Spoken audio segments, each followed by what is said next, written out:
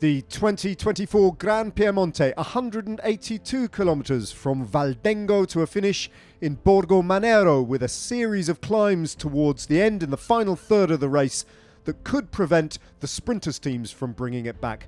Matej Mohoric, as well as Romain Bardet, Filippo Ganna, Rui Costa, a star-studded field for GranPiemonte with its usual unpredictable outcome.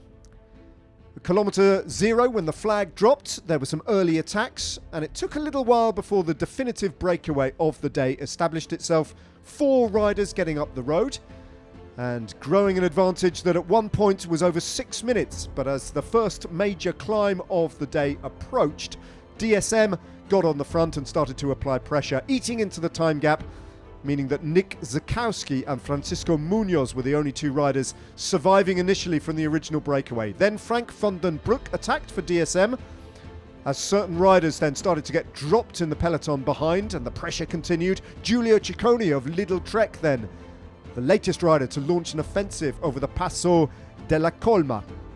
Caden Groves, the pre-race favourite, the fastest man in theory, off the back and distanced over the top of the climb as news came through that Filippo Ganna had to abandon the race. A wet descent then as Nick Zakowski waited for Francisco Munoz, but with a diminished advantage.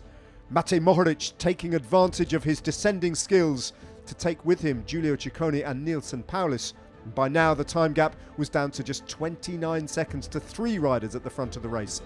Matej Mohoric then needed a front wheel change, and that put him out of the back of the chase group.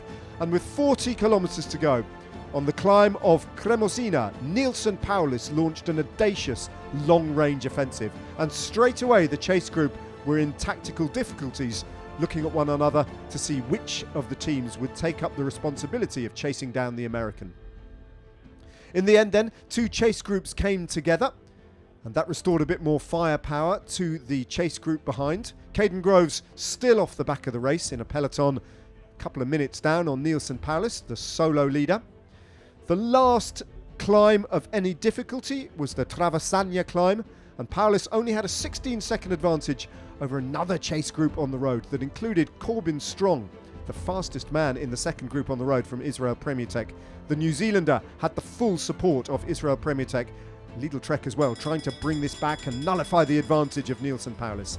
He took the bell and out onto the 11-kilometre circuit in and around Borgo Manero, with an advantage of around 30 seconds. That got whittled down then by Alessandro Covi from UAE Team Emirates. But the counter-attacks were brought back. The race behind got more and more confusing. And Nilsen Paulus still with an advantage, but a shrinking advantage with 7 kilometres to go of just 13 seconds.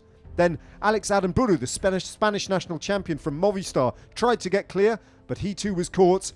And in the final couple of kilometres, Nilsen Paulus still had those precious 15 seconds or so. What can they do to bring this man back? Edoardo Zambanini, I think, is the rider from Bahrain Victorious who's going to be having a go at this sprint. He's still there. Uno X is still there. Tobias Johannesson, though, has lost his lead-out man. Mohoric on the wheel, 250 metres to go for Nilsen Paulus. He looks round, and surely victory is the Americans. A first win of 2024 for Paulus is within his reach now. One more check back, and now he can smile.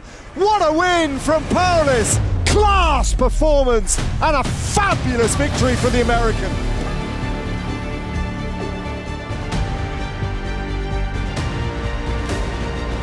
Yes! Woo! Oh, that's so nice. Yeah! Woo! So Corbin Strong and Alex Aramburu relegated to 2nd and 3rd in the sprint behind, but victory going to Nilsen Paulus of EF Education Easy Post.